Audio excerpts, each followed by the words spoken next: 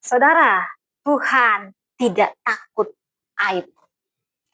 Ini tentang rahmat yang menenun silsilah, di mana rahim dari wanita-wanita yang dianggap tidak layak. Tapi lahirlah sang juru selamat. 5 perempuan, 5 rahim, dan 1 penebus. Saudara, saya ingin melatar belakangi bahwasanya sering sekali bila kita membaca silsilah Yesus dengan cepat seolah deretan nama itu hanyalah catatan sejarah yang membosankan. Tapi bagi orang Yahudi, silsilah ini bukan hanya sekedar daftar nama, itu identitas, kehormatan, dan martabat keluarga. Dalam budaya mereka, hanya nama-nama laki-laki terhormat yang biasanya dicantumkan. Namun, bila kita membaca dari Matius 1, pertama kali yang dipampangkan adalah silsilah, dan yang mengejutkan, Matius memasukkan 5 nama perempuan, bukan salah edit, tapi Roh Kudus menuntunnya, dan 5 nama perempuan ini perempuan yang bisa dikatakan punya aib. Tamar, Rahab, Ruth, istri Uriah yang mengacu pada Batseba dan Maria. Perempuan ini bukanlah nama-nama bersih tanpa noda, mereka datang dari latar belakang yang penuh luka, penuh aib dan stigma. Tamar harus menyamar sebagai pelacur untuk mendapatkan haknya dan ditiduri oleh mertuanya sendiri, Yehuda.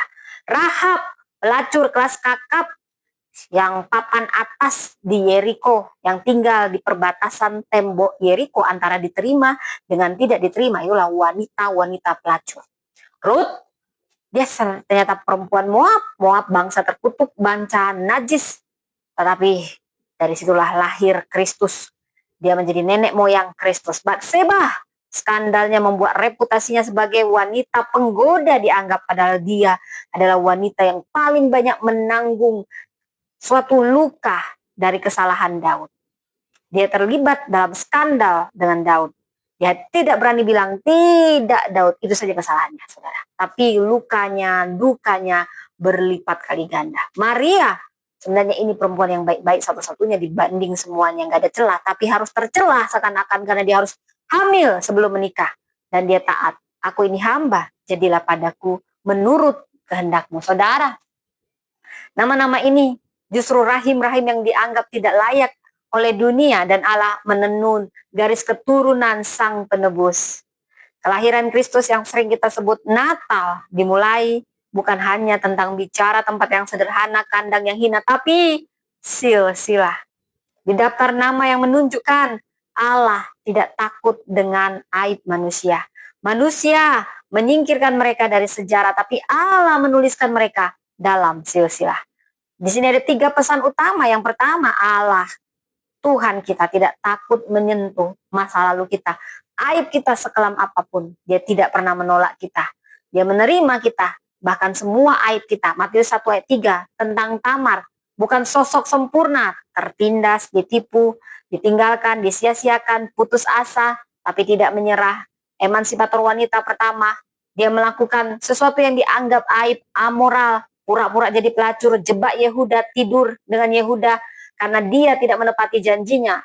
Maka mau tidak mau Tamar harus bertindak, dan dari rahim yang dianggap tidak layak, najis, lahirlah Peres, leluhur Yesus Kristus. Allah tidak menghapus kisah Tamar, kisahnya tetap ada sedemikian adanya, tapi dia memodifikasi, menebusnya karena dia melihat jauh ke dalam hati Tamar, bukan karena wanita ini asusila, tapi dia sedang menegakkan keadilan. Tuhan tidak menolak masa lalu setiap kita. Dia menyentuh, bukan hanya menentu, menebus, bukan hanya menebus, menjadikannya bagian rencana keselamatan. Tuhan tidak alergi terhadap masa lalu. Dia menggunakannya sebagai bahan bakar rahmat. Bayangkan kain tenun besar yang indah. Betapa benangnya kusut, kotor, rusak, namun tangan penenun tahu cara menenun setiap benang itu hingga menjadi pola yang indah. Begitulah Allah terhadap masa lalu kita. Jadi, jangan biarkan masa lalumu mendefinisikanmu. Tuhan tidak hanya akan mengampuni setiap dosa kita, dia menenun luka-luka kita mempunyai makna yang sangat bermakna. Karena itu mulailah bercerita bukan hanya dari rasa malu, tapi dari karya anugerah Allah. Yang kedua, Tuhan tidak takut dengan labelmu. Apapun label yang pernah diberi padamu, Tuhan akan memodifikasinya menjadi label yang terhormat. Matius 1 ayat 5, Rahab dan Ruth Rahab pelacur Yeriko percaya Allah Israel dan menolong dua pengintai. Ruth, perempuan Moab, memilih tinggal bersama Naomi dan percaya pada Tuhan. Keduanya punya label buruk, pelacur, orang asing. Namun Tuhan tidak melihat label, dia melihat iman. Dia melihat iman yang lahir dari hati yang tulus. Label, baik itu label yang seringkali direkatkan manusia, itu tidak akan mampu membatalkan pilihan Allah. Seperti seniman, saudara, yang membeli kayu bekas dari bangunan tua untuk dijadikan biola. Mungkin banyak orang yang akan menertawakan di awal bila tidak melihat sampai akhir. Tapi biola itu menggetarkan hati semua orang. Bahan bekas di tangan sang maestro menjadi karya agung. Demikian pula Rahab, Ruth bekas dianggap tak berguna, tapi di tangan sang maestro, Tuhan kita sang penebus, mereka menjadi bagian dari simfoni keselamatan. Jangan menilai seseorang hanya dari label atau latar belakang yang pernah melekat padanya. Percayalah, tidak ada label yang terlalu kuat untuk melawan kasih karunia Tuhan. Tuhan tidak memanggil yang sempurna. Justru dia menyempurnakan yang dia panggil. Dan yang ketiga, saudara, Tuhan tidak takut dengan aib kita. Matius 1 ayat 6. Dikatakan di ayat 16 juga, istri Uria dan Maria. Batseba dikenal karena skandalnya dengan Daud.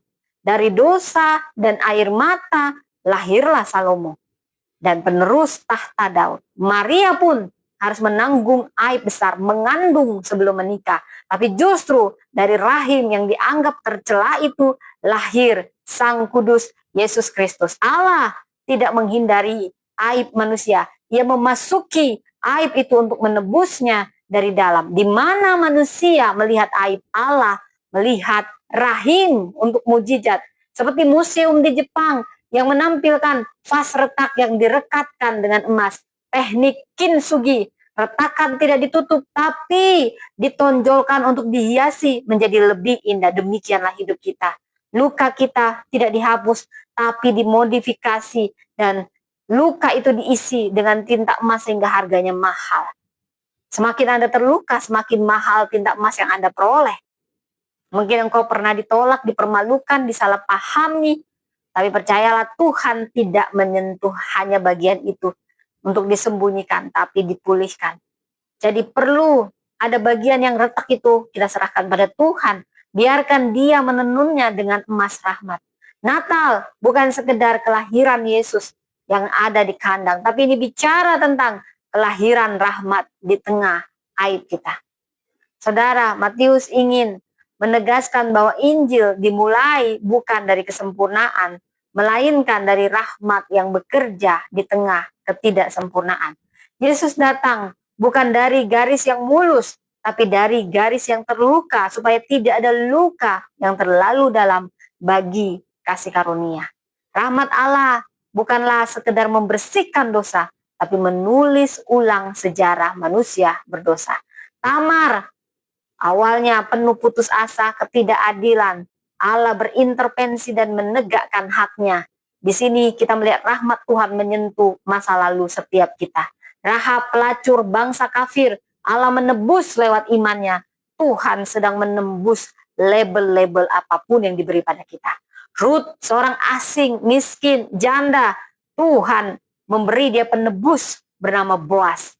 Demikianlah Tuhan akan memakai kesetiaanmu dan menghargai setiap kesetiaanmu.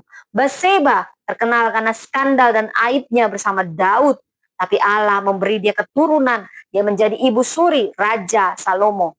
Tuhan menebus aibnya.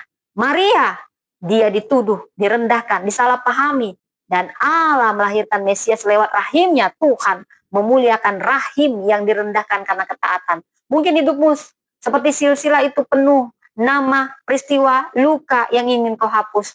Tapi Tuhan berkata, aku tidak takut dengan aibmu, karena dari sanalah aku akan melahirkan karya terbesarku. Natal bukan tentang orang yang pantas, tapi tentang Allah yang berani hadir di tengah ketidakpantasan. Yesus tidak hanya hadir dari silsilah berdosa, tapi juga mau mati di antara dua pendosa. Itulah bukti kasih yang menembus segala aib. Jangan malu dengan masa lalumu. Jadikan itu palungan tempat Kristus lahir, sebab di sanalah rahmat Allah berdiam. Serahkan masa lalumu kepada